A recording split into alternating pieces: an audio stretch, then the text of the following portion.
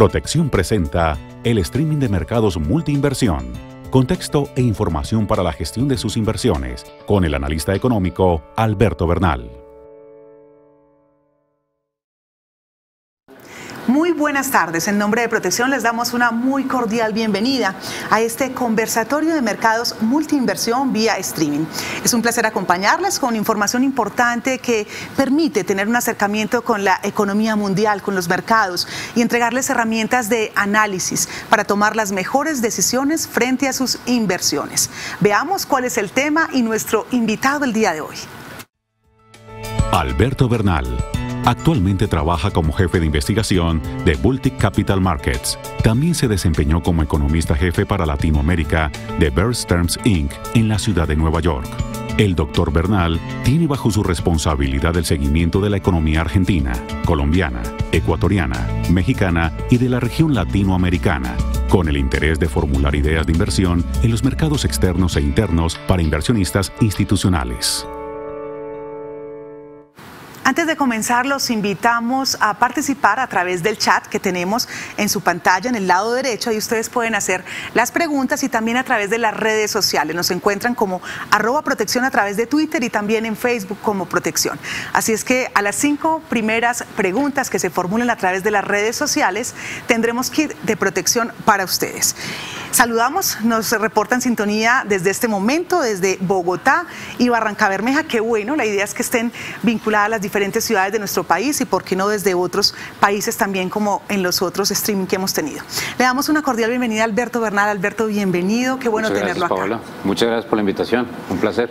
Qué rico con usted poder hablar un poco de lo que ha sido ese panorama económico mundial, porque pues ya se llega final de año, queremos saber qué es lo que está pasando en la economía, así es que arranquemos por ahí con ese panorama internacional.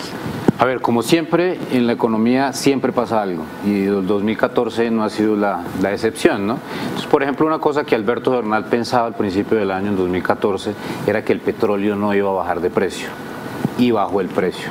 ¿Por qué? Por las circunstancias mundiales, por fenómenos tan importantes como el fenómeno del petróleo esquisto y el gas esquisto en Estados Unidos, que han crecido a una velocidad sin precedentes, Paola. Entonces el mundo está cambiando a velocidades que son increíbles y vemos emisiones de acciones como Alibaba, emisiones de acciones como Twitter, Facebook, etcétera. Entonces es un año para los analistas ha sido fabuloso y creo que para los inversionistas ha sido muy bueno si han estado haciendo caso a lo que es la base fundamental de la inversión, que es la diversificación.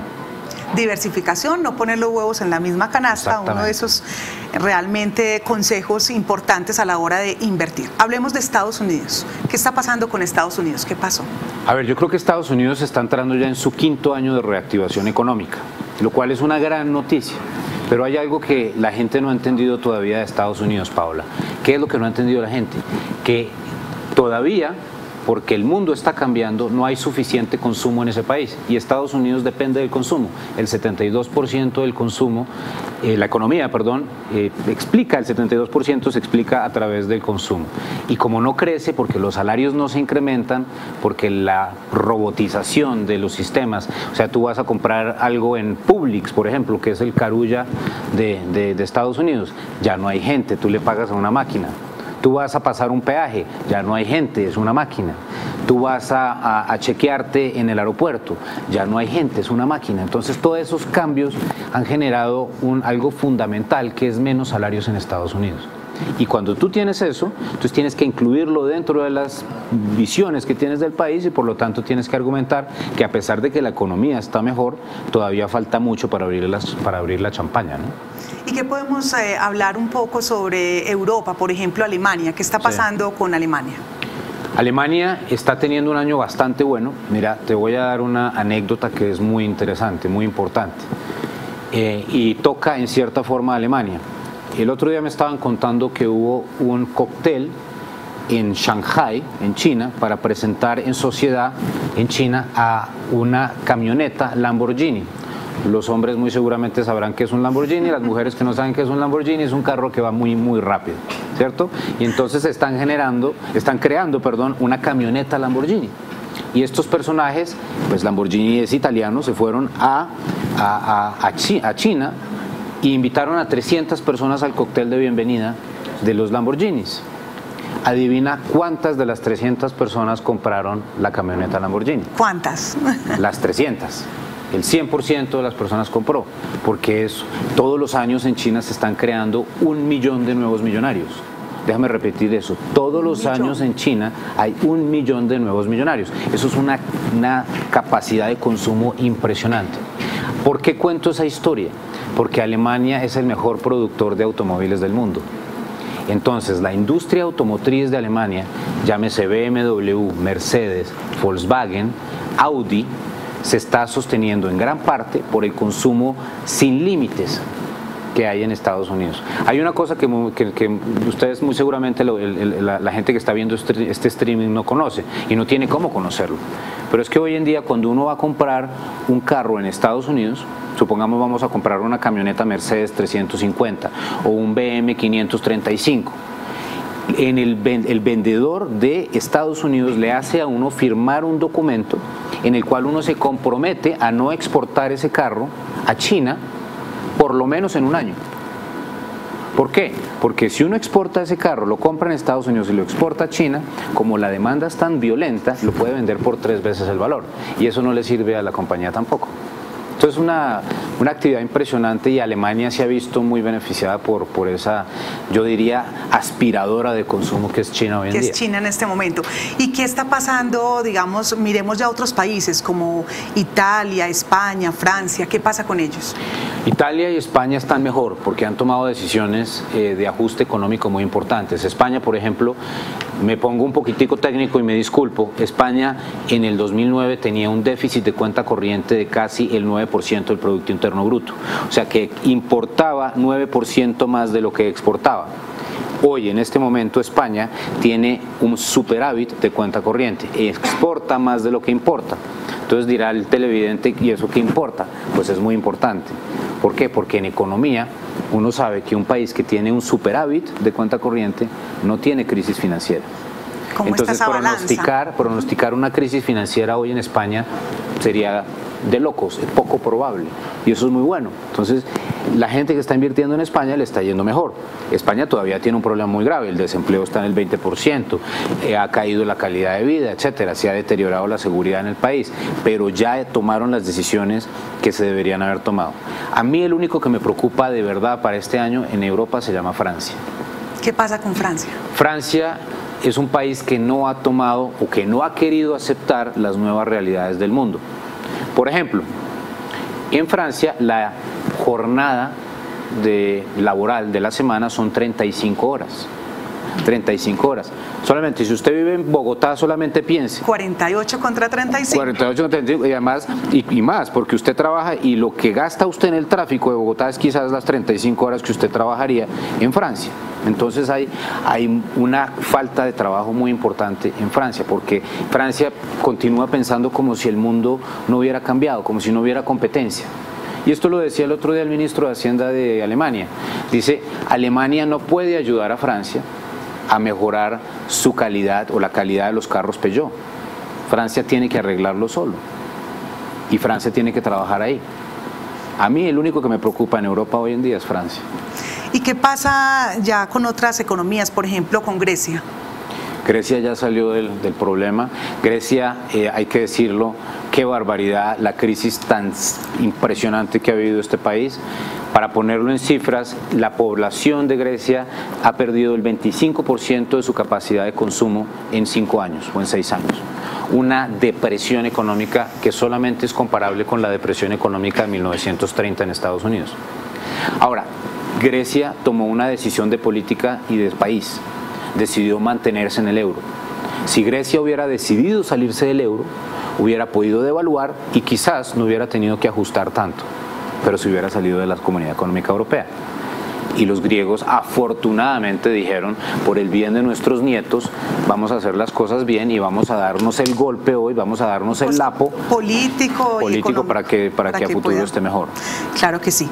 Tenemos conectadas en este momento personas, reportan sintonía de esta transmisión desde la ciudad de Medellín, de la ciudad de Bogotá, Cali y Barranquilla, y que bueno, les recordamos que pueden hacer sus preguntas a través de Protección a través de Twitter y también desde Protección del Facebook y en el chat que tenemos al lado derecho de la pantalla. Continuemos entonces y hablemos de Japón.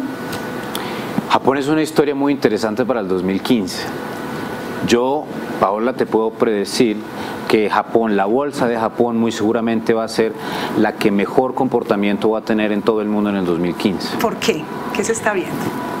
Por una razón muy sencilla. A ver, déjame contarte una cosa. En febrero del 2009, la bolsa de Estados Unidos tocó 666 puntos. El índice de Estados Unidos más importante se llama el Standard & Poor's 500. En febrero del 2009, esa bolsa, en esa crisis tan violenta que estaba viviendo Estados Unidos, yo había perdido el trabajo porque Bear Stearns, la compañía en la que yo trabajaba, se quebró.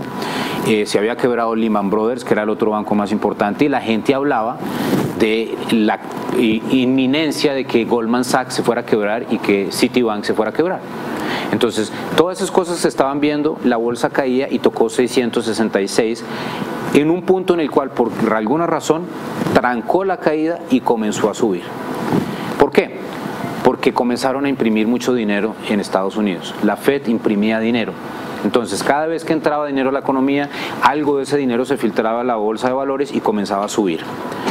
De febrero del 2009, que tocó 666, a este momento la bolsa ha pasado de 666 a 2.025 puntos. O sea, la gente que invirtió y que fue terca en su inversión y se quedó invertida en Estados Unidos ha ganado casi 170, 180% en su inversión. Entonces, yo sé que Japón va a imprimir en el 2015 $800.000 millones, o sea, va a imprimir en nuevos yenes $800.000 millones. Entonces, cuando yo me pongo a analizar esto, Paola, yo digo, esta película ya la vi. Esto es como cuando uno ve Rocky 1, Rocky 2, Rocky 3, Rocky 4, Rocky 5, Rocky 6, es lo mismo. Al principio de la película noquean a Rocky Balboa, al final de la película salen hombros. Esta película ya la vimos y yo quiero estar montado en esta película, porque Japón es lo mismo que Estados Unidos, va a ser exactamente lo mismo. Entonces la bolsa va a seguir subiendo fuertemente de aquí a final del 2015. Yo le apuesto fuertemente a Japón. Esas expectativas de crecimiento económico, por ejemplo, cuando la miraban, no en este momento, sino años anteriores, que usted de pronto hacía algunos análisis, ¿ha habido unas variaciones importantes ahí, en esos análisis?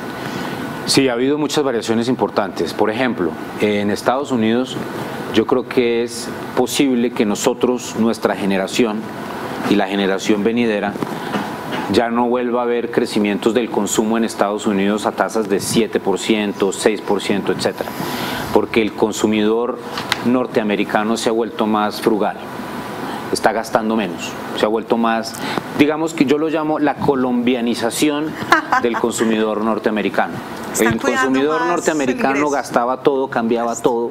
Ajá. El colombiano, mi padre, por ejemplo, o sea, si mi mamá no hubiera obligado a mi papá a cambiar el carro, todavía tendría el mismo carro que tenía hace 35 años. ¿Por qué? Pues porque funciona, ahí anda, ¿para qué lo voy a cambiar? Entonces el norteamericano tomó un poco esa tónica y por eso está consumiendo menos. De esa cultura, de quizás de pronto todo el tema inmobiliario, claro, lo llevó a repensarse, ¿no? No, y es que la quiebra es dura. Cuando la gente se quiebra, cambia de visión, y mucha gente se quebró en Estados Unidos, con razón. A mí nunca se me olvida una vez que me invitaron a hacer una entrevista en CNN, y antes de yo hablar en la entrevista pusieron un segmento en el cual hablaban sobre una señora que trabajaba como manager de McDonald's en Chicago. Esa persona se ganaba $24.000 al año y compró una casa de $480.000. ¿Cómo hizo para comprar una casa de $480.000 una persona que se gana $24.000? Puso $4.800 de cuota inicial y el banco le prestó el resto. Adivina cómo se acaba esta historia. Obviamente la casa baja de valor, ya no vale 480 sino vale 400, gano 24.000, ¿cómo diablos voy a pagar la hipoteca de esto? Devuelvo las llaves y me meten a data crédito. Ya no tengo cómo crédito. Pagar y quedo con una deuda. Quedo con una deuda y quedo marcado en data crédito y por lo tanto no puedo consumir. Entonces esa clase de consumo irresponsable. Es que otra vez, Paola, ¿a quién se le ocurre comprar una casa de $480.000 cuando uno se gana $24.000? ¿Cómo los bancos le prestan a esa persona, por ejemplo? Es ridículo. Son cosas que esperemos nunca jamás vuelvan a pasar, ¿no?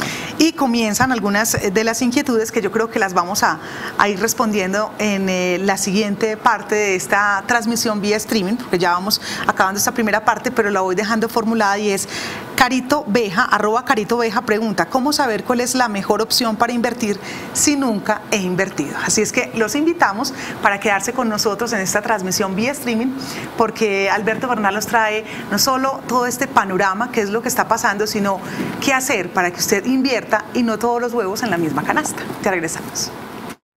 Puedes tener un perro o un mejor amigo. Puedes estudiar o aprender a cambiar el mundo. Puedes tener una casa o construir un hogar. Puedes querer o amar profundamente. Puedes simplemente ahorrar o ahorrar tus pensiones y cesantías en Protección. Ahorra en Protección y comienza a hacer realidad tus grandes proyectos. Encuentra más información en www.proteccion.com. El ahorro es protección. Queremos ofrecerte más y estar contigo a donde vayas. Tenemos para ti aplicaciones interactivas, dinámicas y de vanguardia, como la revista En Alza, que has recibido trimestralmente de forma impresa y ahora podrás disfrutarla en tu tableta. Ingresa ya en el App Store o en el Google Play, ingresando en el buscador En Alza Protección, y comienza a navegar por un mundo de contenidos interactivos, actualidad tributaria y financiera, nuevos productos y servicios, arte, cultura y entretenimiento construidos por Protección especialmente para ti.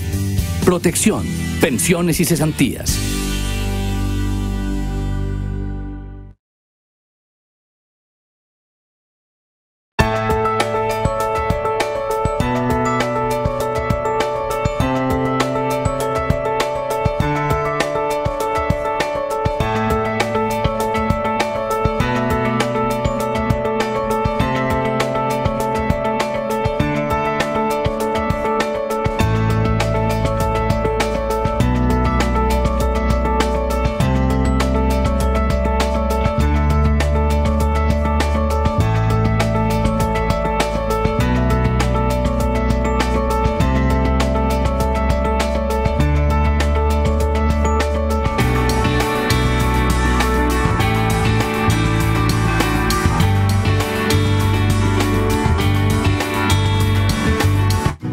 Puedes tener un perro o un mejor amigo. Puedes estudiar o aprender a cambiar el mundo. Puedes tener una casa o construir un hogar. Puedes querer o amar profundamente. Puedes simplemente ahorrar o ahorrar tus pensiones y cesantías en Protección. Ahorra en Protección y comienza a hacer realidad tus grandes proyectos. Encuentra más información en www.proteccion.com. El ahorro es protección. Continuamos con este conversatorio de mercados multiinversión de Protección a través de el streaming con Alberto Bernal. Y vamos a contestar entonces esa primera inquietud que nos formulaba @CaritoBeja, y es, Alberto, ¿cómo saber cuál es la mejor opción para invertir si nunca lo he hecho? ¿Qué le podemos decir? A ver, aquí hay una curva de aprendizaje como todo en la vida. Yo llevo metido en mercados 20 años y todavía me equivoco muchas veces en lo que hago. Entonces, lo primero que hay que hacer, otra vez, diversificar. Primera cosa, si uno va a invertir, no se le ocurra poner, por ejemplo, usted quiere meter 100.000 pesos, entonces quiero meter 100.000 pesos, lo meto todo en Pacific Rubiales. No. Tiene que diversificar, un fondo que tenga energía, otro fondo que tenga deuda pública, que es mucho más tranquila, mucho más menos volátil, digamos, y otros fonditos que den exposición al resto del mundo. Otra vez, diversificación, y así va aprendiendo uno poco a poco, que sube, que baja, y va entendiendo los valores de tener una canasta repartida. Porque es que uno al principio no lo entiende, pero después sí lo entiende. Por ejemplo, recomendaciones que he hecho yo, algunas acciones en Grecia que yo recomendé, abajo 80%, otras que yo recomendé en Estados Unidos, arriba 80%, se compensan, ¿cierto? Pero uno no puede estar todo metido en Grecia o todo metido en Estados Unidos, uno tiene que estar diversificado, así sea un valor bajo. Alberto, hay que asesorarse. ¿Cómo identificar, por ejemplo, el perfil de ese inversionista? Si es una persona arriesgada o si más bien se queda con lo fijo, con lo seguro. Esa parte sí es mucho más sencilla. A ver, si usted tiene de 0 a 29 años, agresivísimo, póngale todo lo que quiera, acciones, 80% del portafolio, etcétera, porque puede resistir que suba y baje, porque usted está ahorrando, ojo, esto es muy importante, usted está ahorrando para su vejez. Eso es muy importante. Uno ahorra para la vejez. Tiene que tener suficiente para allá y por eso tiene que generar suficiente retorno en el portafolio. Si uno tiene de 30 años a 50 años, ya tiene que bajarle mucho más el riesgo al portafolio. ¿Qué quiere decir eso? No tener tantas acciones. ¿Por qué? Porque las acciones se mueven más para arriba y para abajo que, digamos, los bonos. Y uno ya a los 40, 50 años puede tener percances de salud, por ejemplo. Entonces puede necesitar esa plata. Entonces hay que disminuirle un poco de riesgo. Y de ahí en adelante sí tiene que tener uno mucho más cuidado y buscar es lo que se llama las inversiones que le generan a uno dividendos. Suficientes dividendos para crecer un poco el pastel y poder vivir después con algo de pensión, ¿no? Saludamos a las personas que reportan sintonía desde Barranca Bermeja y de Bogotá. Y hay una segunda inquietud y es, Hernando Pérez pregunta, ¿qué recomendaría hacer hoy con acciones petroleras en Colombia? ¿Mantener o vender? Alberto Bernal las está manteniendo. Yo no vi la caída del petróleo, no la vi, no la esperaba, para mí fue una sorpresa impresionante. Yo no veía la fortaleza del dólar. ¿Por qué? Porque las tasas de interés en Estados Unidos siguen bajando. Entonces dice uno, ¿por qué si las tasas bajan el dólar se fortalece? Entonces ahí entran cosas como el terrorismo, entra como la guerra en Ucrania, como los problemas en Israel, todas esas cosas comienzan a confluir y además la seguridad energética que tiene hoy en día Estados Unidos. ¿Por qué no vendo? ¿Por qué no vendo a pesar de que el precio del petróleo está bajando? Porque yo no creo que el precio del petróleo vaya a seguir bajando. ¿Por qué? Porque, Paola, en algún punto ya cercano a estos niveles, Rusia comienza a perder plata, Irán comienza a perder plata, Arabia Saudita deja de ganar lo suficiente que tiene que ganar y lo más importante, los proyectos de esquisto en Estados Unidos ya comienzan a estar en un punto en el cual ya no van a ganar dinero. Porque es complicado sacar ese petróleo. Entonces el costo marginal de sacarlo es más difícil. Entonces yo pienso que a estos niveles yo no soy un vendedor de petróleo. Yo pienso que lo más probable es que de aquí a los próximos 6 meses el petróleo comience a subir otra vez. Mantenerla entonces sería... Sí, porque por ejemplo yo tengo mis acciones de Ecopetrol, no las vendo. ¿Por qué no las vendo? Pues porque tienen un dividendo muy alto y porque yo estoy convencido que Colombia no se va a desviar. Colombia va a seguir en el camino pro mercado, pro negocios y nunca va a entrar en esa tónica que por ejemplo existe en Ecuador o en Venezuela o en Bolivia o en Nicaragua o en todos estos países demagógicos donde piensan que quitarle al capital, tratar mal al capital es una opción de política económica. Y entramos entonces en la segunda parte de esta transmisión vía streaming de Multiinversión y es Hablemos sobre Colombia. ¿Qué está pasando en Colombia y por qué cuando los analistas pensaban que el dólar no iba a subir, que se iba a mantener, pues ya estamos viendo un dólar mucho más arriba de lo que se esperaba? Sí, a ver, Paola, aquí hay algo muy importante que tiene que entender la gente. Si un país X, coja cualquier país, si un país va a salir de la pobreza a ser un país donde la gente vive bien, mejor dicho, si un país va a ser como Singapur, que pasó de ser un charco, porque Singapur era un charco, a ser el país más industrializado y más inteligente del mundo. O sea, Singapur tiene las mejores puntuaciones en términos de los colegios, calidad de matemáticas, comprensión de lectura, etcétera. Es uno de los países más competitivos del mundo. Allá no hay desempleo, allá no hay pobreza, etcétera. Si eso va a pasar en un país, por definición, la moneda se tiene que apreciar. 1970 Japón, el yen valía 300 y pico. 2014 el yen vale 115. De 300 y pico a 115 hay una apreciación muy fuerte. ¿Por qué? Porque el ideal es que el taxista en Tokio gane más. El ideal de Colombia tiene que ser que el taxista de Colombia gane más. ¿Para qué? Porque en términos de dólares, si el taxista gana más, puede comprarle un computador a su hijo. y puede pagarle mejor la educación a su hijo. Entonces, es importante que entendamos esto. Una moneda fuerte es una buena noticia para el país. Una moneda devaluada es una mala noticia para el país. El que no me crea, que hable con un amigo argentino a ver qué piensa de su moneda. O que llame a Venezuela, a ver si le parece lógico que supuestamente la tasa de cambio en Venezuela es 6, pero usted va a Cúcuta y lo cambia a 110. Entonces no queremos que eso pase nunca. Queremos una fortaleza del dólar, que fluctúe entre 1900, 2000, 2100, etcétera, me parece sano, ayuda un poco a la exportación, pero yo sigo pensando que como Colombia es un país que yo considero que es un país ganador, otra vez, que va a ser como Chile y no va a ser como Nicaragua o como Venezuela o como Ecuador, o sea que estos tipos de las FARC jamás van a tener la capacidad de decir hacia dónde va la política económica de Colombia, como yo sigo pensando eso, entonces veo la moneda más fuerte. Yo no recomiendo vender el peso colombiano a 2100. Y esa es su respuesta a la inquietud que estaba planteando Leopoldo Orejuela, también Carrera, Leopoldo Orejuela, que decía cómo ve el desarrollo de la economía en Colombia. Usted ve que va teniendo un buen desarrollo, es una economía estable en la que se puede invertir y que en Latinoamérica promete. Promete, es muy importante lo que ha pasado con las calificaciones del Doing Business del Banco Mundial, eso es una gran noticia. Ahora hay que poner todo en contexto, no se puede abrir la champaña. ¿Por qué?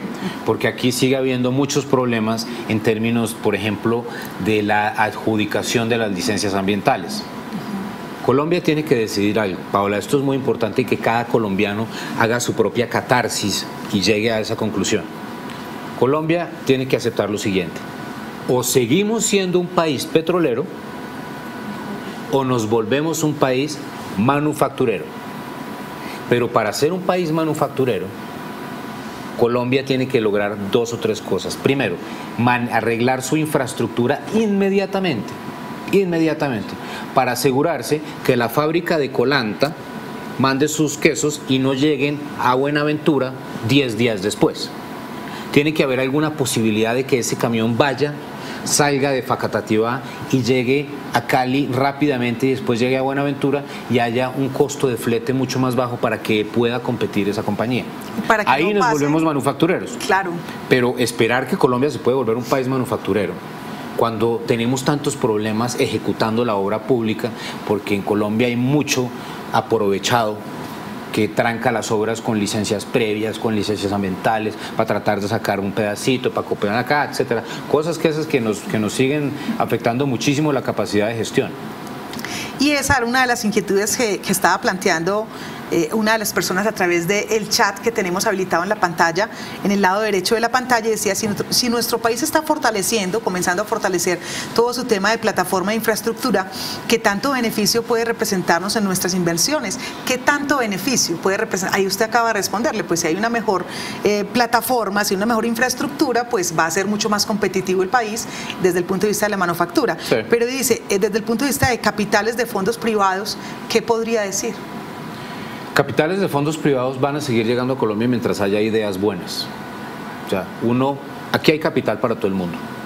Si un colombiano tiene una buena idea, tiene algo que piensa que va a prometer, que va a generar crecimiento y quiere ir a conseguir capital, puede ir a Nueva York, puede ir a Miami, etcétera, a tratar de conseguir capital vendiendo su idea. Y se lo van a comprar y le van a dar financiamiento. Mientras tenga muy bien claro, o sea, muy clarito, cómo van a ser los flujos de caja, cómo va a ser la mejora en la inversión, por qué va a funcionar, por qué no va a funcionar. O sea, un proyecto bien jalado se va a financiar porque hay mucho capital para financiarse. Pero muy importante también, Colombia no puede perder su reputación de ser un país pro mercado. Muy importante. Es importante que Nueva York se acuerde que Colombia es la antítesis de Venezuela. No podemos dejar, ningún colombiano puede dejar que alguien comience a pensar que alguna política de Colombia se comienza a parecer a las de Venezuela. No. Eso nos mata. Y ojalá el gobierno se asegure que, a pesar de que tiene una agenda diferente por los diálogos que está teniendo con estos tipos, no vaya a dejar que eso permee a la economía y nos afecte. Alberto, le cuento que nos reportan sintonía en este momento desde otros países. Nos están viendo en Brasil con muchas conexiones, es el segundo país después de Colombia. Igualmente viene personas que están viendo esta transmisión a través de streaming desde Ecuador, desde Gran Bretaña también, Reino Unido, pues nos están haciendo aquí sus intervenciones, y de ahí que surja la pregunta de cómo ve a Brasil. ¿Cómo ve la economía de Brasil a propósito de lo que viene pasando en Latinoamérica? Yo voy a ser muy honesto, yo estuve listo a abrir la champaña porque pensé que iba a ganar Aécio Neves y perdí. Desafortunadamente Aécio Neves no ganó.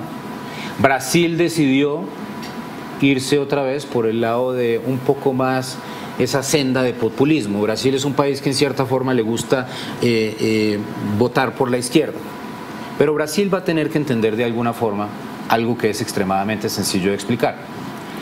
No hay derecho que una empresa en Brasil, óyeme esta estadística, una empresa en Brasil en promedio se gasta 2.200 horas al año haciendo trámites para pagar impuestos.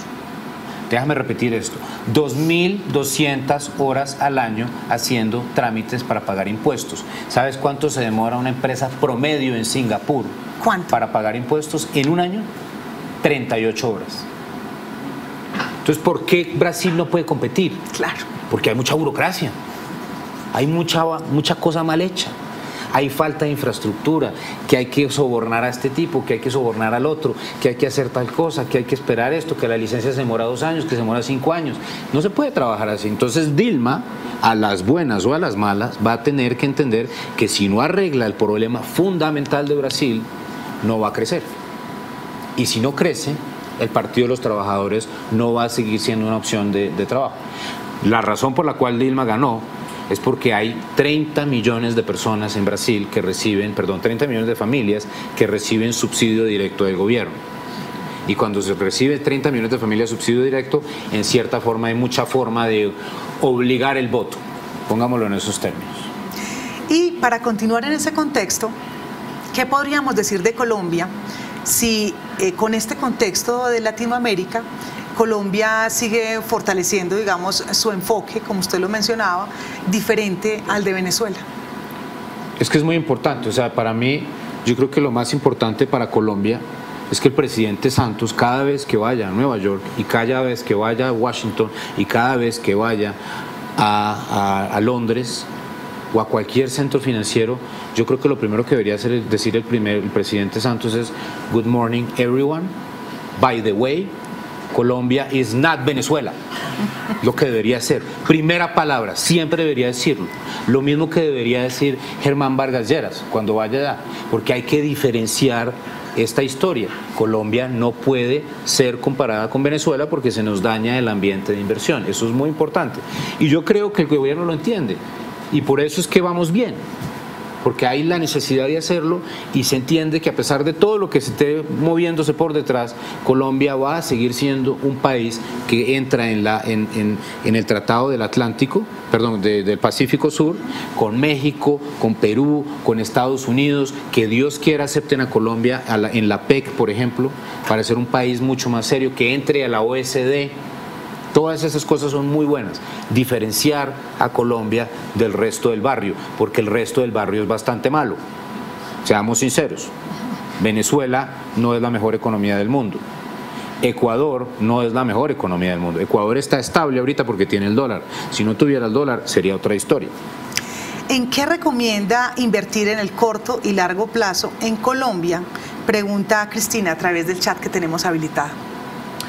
A ver, yo pienso que en Colombia, si seguimos por la senda que vamos, ¿qué está haciendo Colombia bien? A ver, Colombia está invirtiendo el 30% de su Producto Interno Bruto.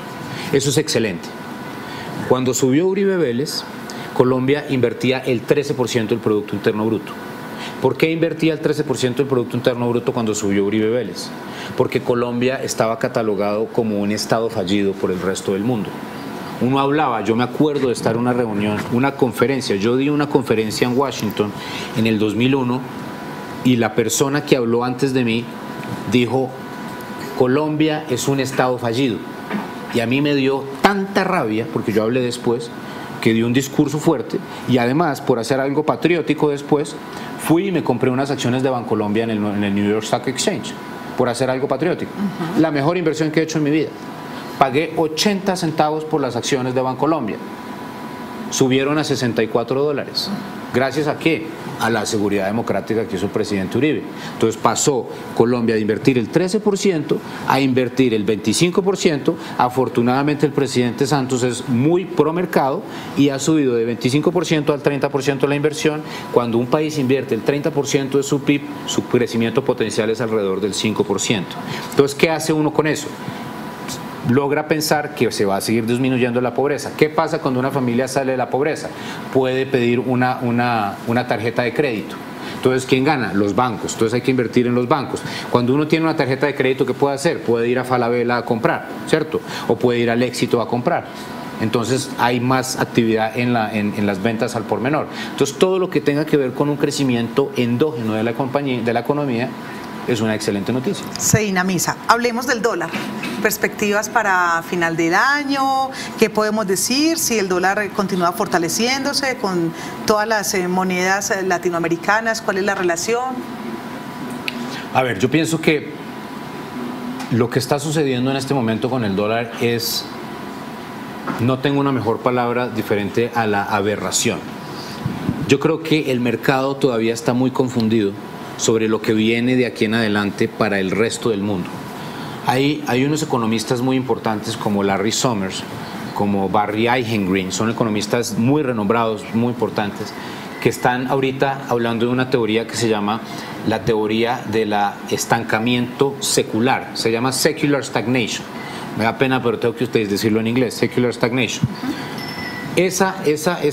Lo que dice esa teoría es que por razones completamente que no puede hacer nada el presidente Obama o Hollande o Angela Merkel, nada se puede hacer al respecto, el cambio tecnológico que está sucediendo en este mundo está generando menor inflación. Y eso es muy lógico. Déjame preguntarte una cosa, Paola. Sí.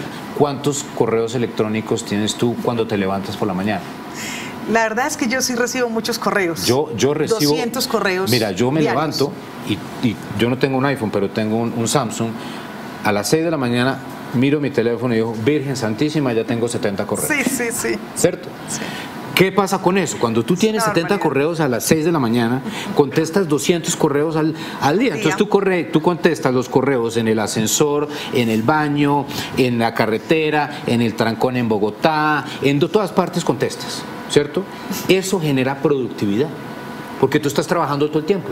O sea, el problema del humano hoy en día, yo creo que deberían acabar con Alcohólicos Anónimos y deberían crear una cosa nueva, que es que está completamente atado a su teléfono. Uno debería llegar a la casa y soltar el teléfono. No puedo. Yo personalmente no puedo. Entonces toda esa productividad lo que ha generado es una caída del costo de capital. Esto es muy técnico, pero el punto relevante para todo el mundo es que todo esto genera menos inflación en el mundo.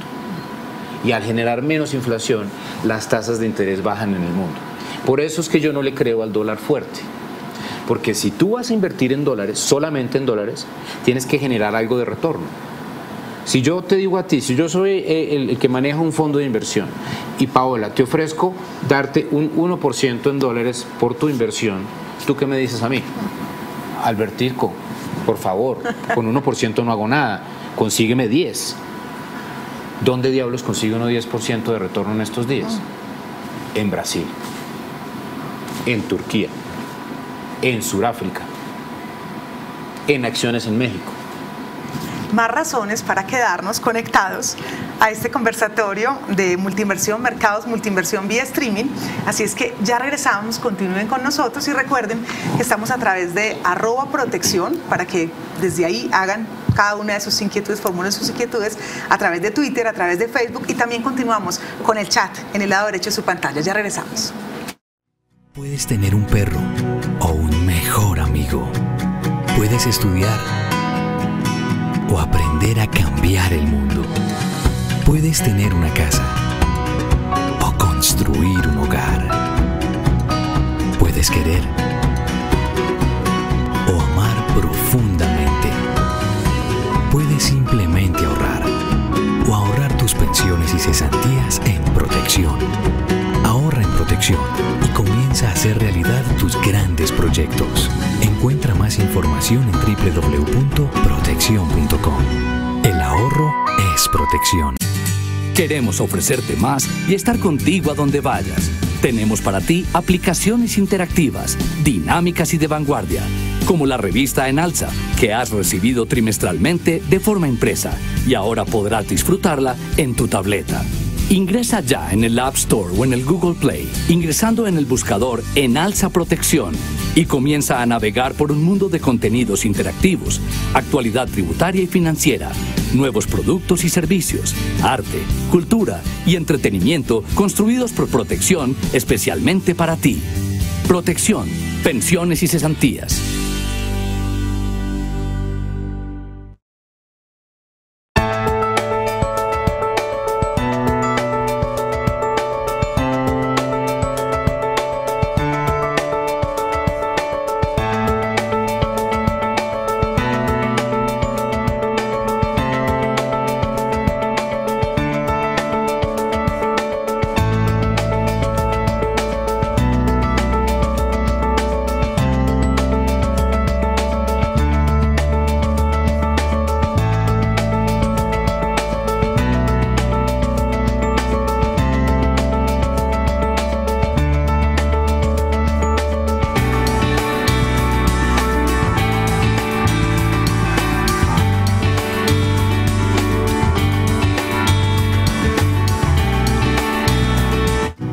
Puedes tener un perro o un mejor amigo.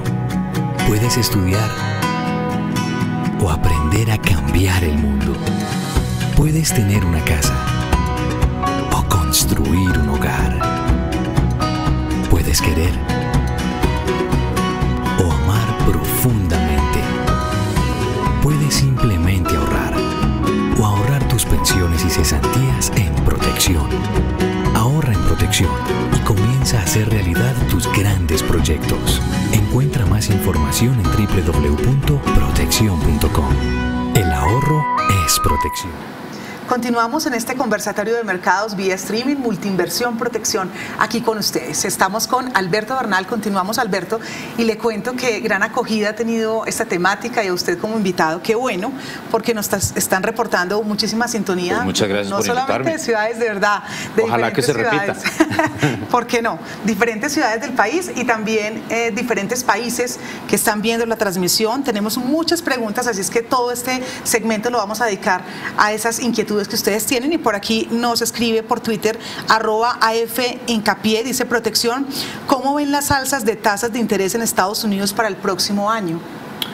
A ver, yo personalmente, o sea, Bultic piensa que el primer movimiento de tasa de interés de Estados Unidos va a ocurrir en diciembre del 2015 y se va a mover de 0.25 a 0.5%. Pero más importante aún, yo creo que es importante ahondar en esto. Bultic, o sea, la visión nuestra es que la Reserva Federal nunca, jamás va a subir la tasa de interés a 3.75. ¿Por qué te doy el 3.75? Porque el 3.75 es lo que dicen ellos que es la tasa neutral. La visión de Bultic es que en el mejor de los escenarios la van a subir por allá en el 2018-2019 a 2.75. El mundo de tasas altas no va a existir. Mis hijos y los hijos de mis hijos quizás vayan a vivir en un mundo con menores tasas de interés. María Consuelo Juliado nos pregunta, en términos generales, manejando un portafolio diversificado con un perfil de riesgo moderado, ¿qué tiempo en meses, por ejemplo, debe uno darle a las inversiones para que su rendimiento sea positivo constante? Wow. A ver, esta cuestión de el portafolio diversificado, sí, perfil de riesgo moderado. Sí, exacto.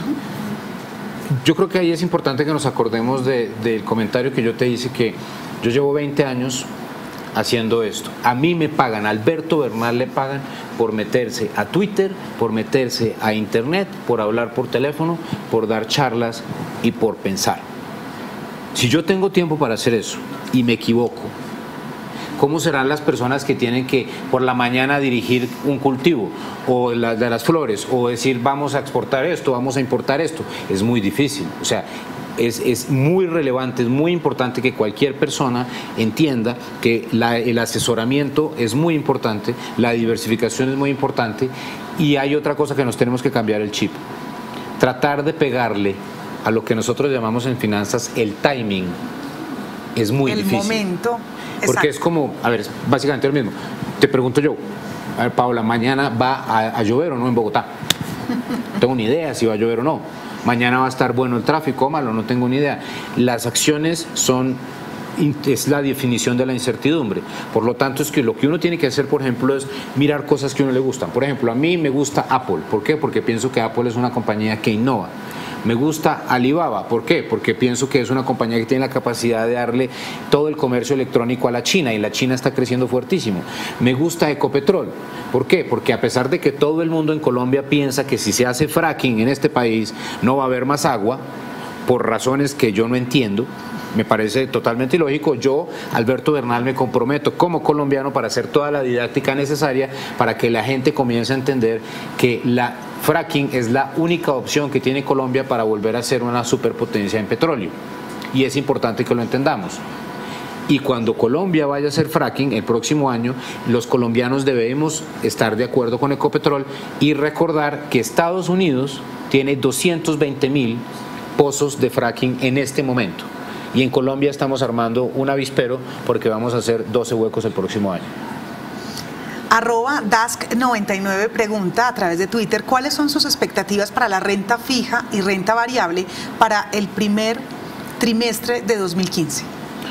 Yo pienso que, mira, lo que estamos diciendo en Bultic, y lo hemos publicado, es que el bono de Colombia 2024, el TES 2024, que en este momento paga alrededor de 6.5%. La inflación en Colombia está alrededor de 3, la tasa de intervención está en 4.5, ¿cierto? Se va a quedar a 4.5. Yo espero que con una tasa de 4.5 el bono de Colombia del 2024 comience a disminuir su tasa de rendimiento. ¿Por qué? Porque 6.5% es una tasa de rendimiento que se encuentra en muy pocas partes del mundo. España a 10 años me paga 2%. Alemania a 10 años me paga 0.7%. ¿Cómo jubilo yo a una persona con una inversión que me da 0.7%? Para para doblar la plata al 2% de inversión me demoro 35 años. Para doblar la plata al 6% me demoro solamente 14 años. Para doblar la plata al 12% me demoro 5 años. Entonces hay que invertir, 6 años. Entonces hay que buscar las opciones de inversión. Por eso es que yo le digo a los inversionistas, los TES en Colombia están muy baratos, porque la tasa real es muy barata, es muy alta.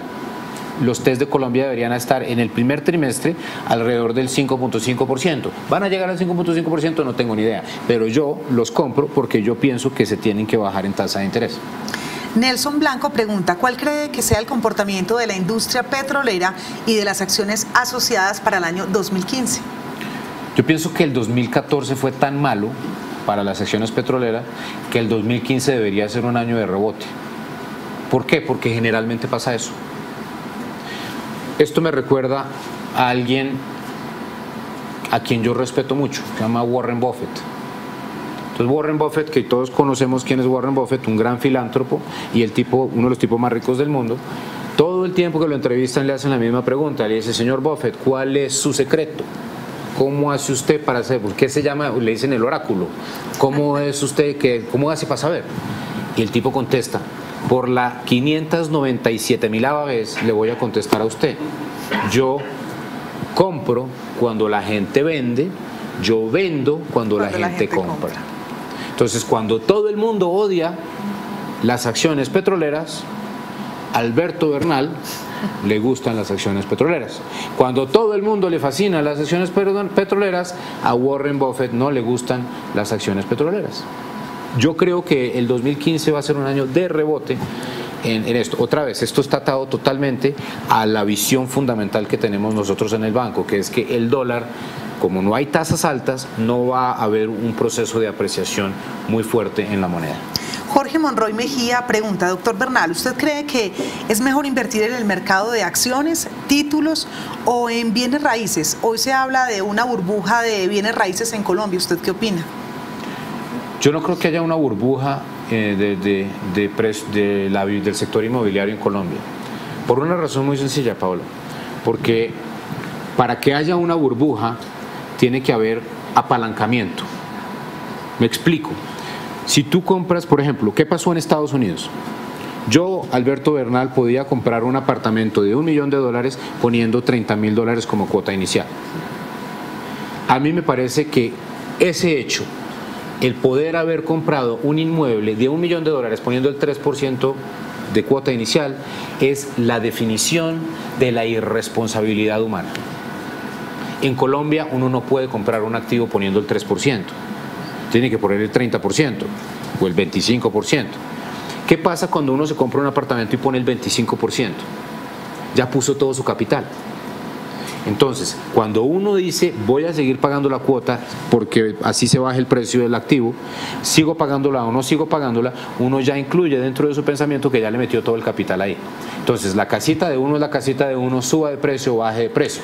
Entonces, uno no ni se la regala al banco ni nada, sino sigue pagando la cuota. ¿Cuándo podría haber un problema inmobiliario en Colombia? Cuando suba el desempleo y la gente no pueda pagar la cuota. O cuando cambien las políticas, en ese caso bancarias. Pero yo creo que no van a cambiar. El punto de lo relevante acá es que yo solamente vería una crisis inmobiliaria en Colombia si sube el desempleo, a pesar de que los precios son ridículos. No me malentiendas, como esta mañana contaba yo en la conferencia, a ver, las personas que están comprando el apartamento en el edificio en la 94 con séptima, que me cuentan que el metro cuadrado vale 18 millones de pesos, para los que están viendo por fuera están pagando $9.000 el metro cuadrado en Colombia. Eso es valor. Nueva York no lo vale, se los dice un bogotano. Yo no lo compraría, pero yo no voy a pronosticar que ese edificio va a caer en un problema financiero. ¿Sabes por qué? Porque ya está totalmente vendido. ¿Y sabes por qué? Porque ese financiamiento, no hubo financiamiento para ese edificio, la gente lo compró con recursos. Entonces no hay un riesgo financiero. Por eso es que es totalmente diferente y uno no puede confundir las dos cosas. Pensar que Colombia está en riesgo de tener lo que sucedió en Estados Unidos es un error de análisis muy grande. Julián Estrada desde Cali nos pregunta, ¿en qué compañías colombianas invertiría Alberto para el 2015? A ver, yo le voy a contestar a Julián de la forma como siempre contesto esa pregunta. Alberto Bernal no es un experto en acciones. Yo soy un economista que mira el macro mundial, las visiones mundiales. Entonces yo creo que Colombia va a pagar positivo en el 2015, porque creo que Brasil va a pagar positivo, porque creo que México va a pagar positivo y porque creo que Colombia va a crecer el 4,5% por las obras en infraestructura y porque creo que va a haber más actividad en el sector de hidrocarburos en Colombia y porque creo que el desempleo en Colombia va a seguir extremadamente bajo. Yo pienso que Colombia hoy en día está en pleno empleo. El desempleo no puede bajar mucho más de lo que está en este momento, a menos de que cambien las reglas laborales en Colombia, que no creo que vaya a pasar en este momento porque es políticamente inviable. Entonces lo que yo hago es decir, compre el índice, ¿cierto? Compre el índice de la misma forma como compra el índice de México o de la misma forma como está comprando el índice de Brasil. ¿Por qué? Porque si compra el índice ya está incluyendo todo lo bueno que va a haber en el país. Entonces puede que no gane el 100%, supongamos que por alguna razón las acciones de Argos suben 50% el próximo año, puede que sí, pero eso hay que dejárselo a los profesionales increíbles. Yo lo que haría es tener Argos, pero tenerlo dentro de una cantidad suficientemente amplia de acciones para diversificar la cuestión, porque hacerle la apuesta a una acción específica uno tiene que tener mucho conocimiento de la compañía en sí, y eso no lo tengo yo, porque yo no soy analista de acciones, y hay que gastar mucho tiempo tratando de pronosticar esas cosas. En el tema del empleo, usted lo mencionaba hace un momento, y es ve al país bien en ese indicador, y al respecto hay pensionados en este momento conectados a la transmisión, por eso digamos la inquietud alrededor también del tema del empleo, y aprovechamos para saludar a las personas que nos reportan sintonía desde las ciudades de Cartagena, Barranquilla, Medellín y Cali. A ver, sobre los pensionados, ¿Qué podemos decir al respecto? Cuando uno llega a la edad de pensión, seamos sinceros, Paola, lo que se hizo ya se hizo. Uno a los 65 años o a los 67 años no puede meterse en una inversión en la cual uno piense, como dicen los traders, sacarla del estadio. Entonces hay que meterse en cosas poco volátiles que le den a uno el rendimiento que uno necesita para vivir.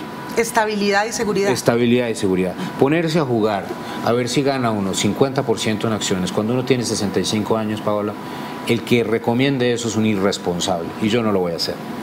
Yo le puedo recomendar a un muchachito de 18 años o de 20 años que compre acciones de alto riesgo, porque puede aguantar 20 años en la posición, no le importa, no necesita la plata. Pero si tú necesitas la plata al mes siguiente, por Dios, eso ya es otra historia. Hay que tener inversiones muy claras, con una renta muy específica para evitar sorpresas mayores. Expectativas para el año entrante, ¿qué es lo que se viene para Colombia? Porque hay, digamos, si bien no está la champaña, como usted lo mencionaba, sí hay como una atmósfera o un aire muy positivo. Yo creo que los inversionistas les gusta lo que va a pasar en Colombia en infraestructura el próximo año.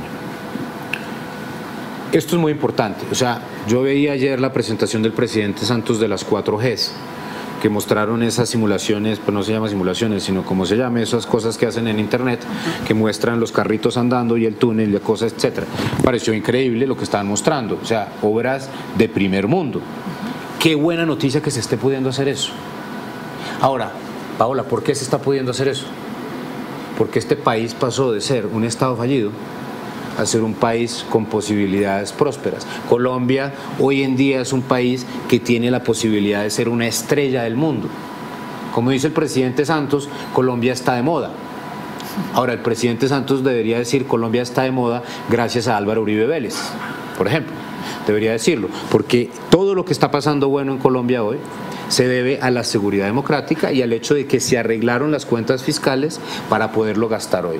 Y el gobierno lo que tiene que lograr es que esa ejecución de esas obras sea rápida, sea eficiente, para que genere mucho crecimiento. ¿Por qué? Porque no vamos a ver mucho crecimiento en industria. La industria de Colombia tenemos que aceptarlo. La industria de Colombia está en una situación complicada porque no hay suficiente competitividad. Y esto no es problema de Santos o de Pastrana o de Uribe o de Barco, esto es un problema de muchos años, quizás desde la conquista. Uno de los mayores problemas de Colombia, ¿dónde está el centro económico del país? En Bogotá. En el centro del país. En Medellín.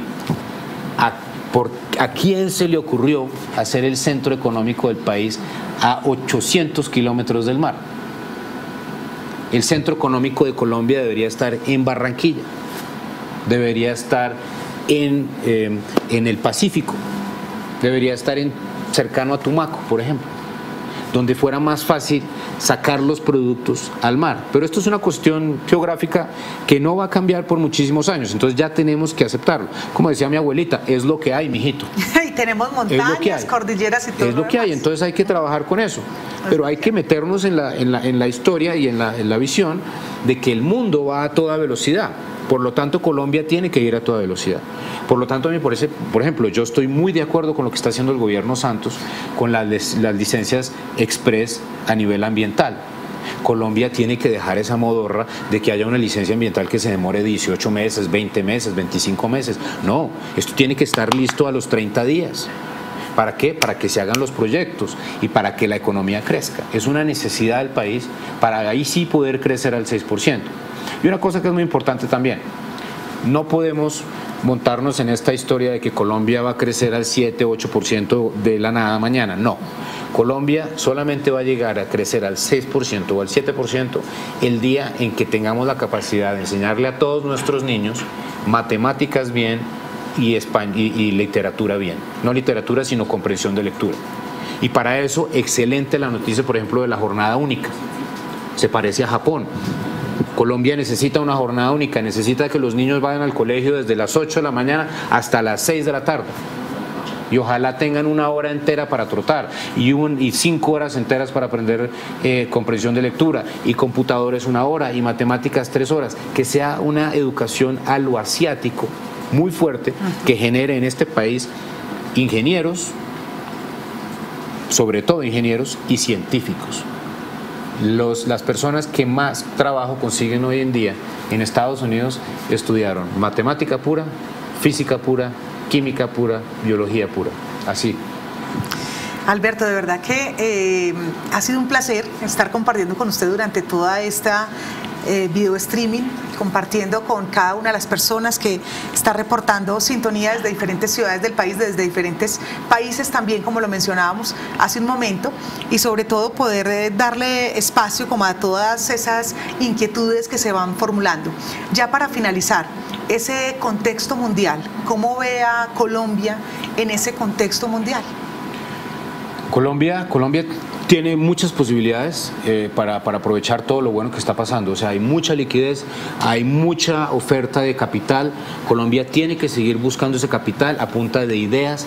Ayer leía en El Tiempo que el gobierno está buscando como 9.000 empresas para exportar. Excelente. Cojamos empresas, semilleros para comenzar a exportar a todo el mundo. Montémonos en unos aviones, dejemos de depender de Venezuela. Yo creo que el industrial colombiano tiene que cambiarse el chip y decir, ya no me voy a ir a Caracas porque en Caracas primero que todo no me van a pagar, ¿cierto? Entonces ya olvídese de eso y más bien móntese un avión y mire a ver cómo se va hasta Santiago de Chile o cómo se va hasta Madrid, sale más caro, o cómo se va hasta Miami, a maletear, como decimos en los negocios. El industrial colombiano tiene que maletear, están todas las oportunidades. Colombia tiene abierto el mercado más grande del mundo. Estados Unidos, podemos exportar sin impuestos, es uno de los pocos países del mundo que lo puede hacer. Hay todas las oportunidades, lo único que hay que hacer es maletear, es tener la idea y tener la perseverancia para sacarlo adelante. Finalmente, recordarles a las personas que están siguiendo esta videoconferencia que para Protección es muy importante conocer sus opiniones, así es que los invitamos para que realicen la encuesta que encuentran ahí en su pantalla a mano derecha para que podamos estar mejorando cada vez más para ustedes, que este encuentro sea cada vez mejor. Pues Alberto, muchísimas gracias, de verdad que en nombre de Protección y en nombre de todas las personas que estuvieron conectadas en esta videoconferencia, es un placer haber compartido con usted en este espacio de Multinversión. A ustedes muchas gracias, es un placer y felicitaciones por esta gran producción. Muchas gracias. Este es Protección a través de www.eventosproteccion.com, cada vez más cerca de ustedes. Protección presentó el streaming de mercados Multinversión, contexto e información para la gestión de sus inversiones, con el analista económico Alberto Bernal.